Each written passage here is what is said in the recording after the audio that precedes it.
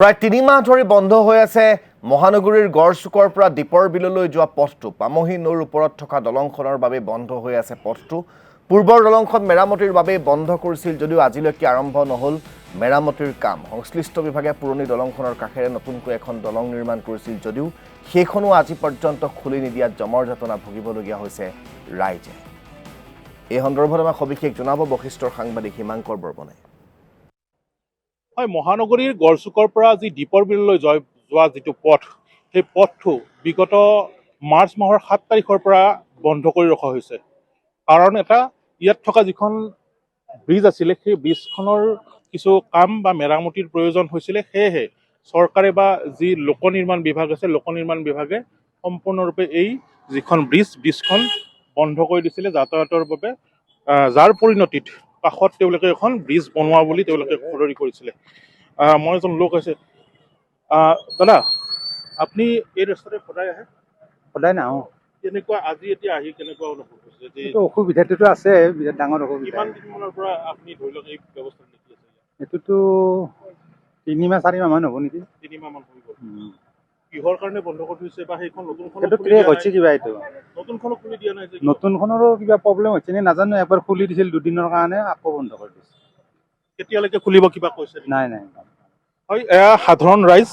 মই দেখুৱাইছোঁ অতি বিপদসংকুলভাৱে এইদৰে এতিয়া তেওঁলোকে যাতায়াত অব্যাহত ৰাখিব লগা হৈছে।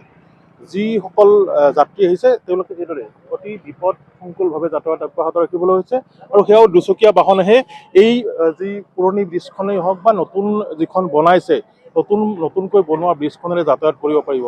অন্যথা তেওঁলোকৰ আন কোনো আচলতে উপায় নাই, নহ'লে তেওঁলোক ঘূৰি যাব লাগিব।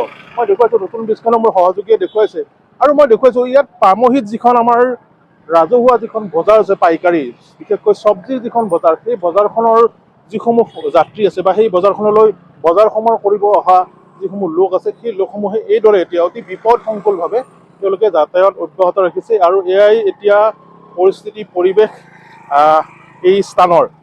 এয়াই এই যিখন দলং, এই দলংখন মই দেখুৱাইছোঁ, এইখন দলং পুৰণি দলংখন এইখন আছিল, আৰু এই দলংখন সম্পূৰ্ণৰূপে বন্ধ কৰি দিয়া হৈছিলে মাৰ্চ মাহৰ ৭ তাৰিখৰ পৰাই।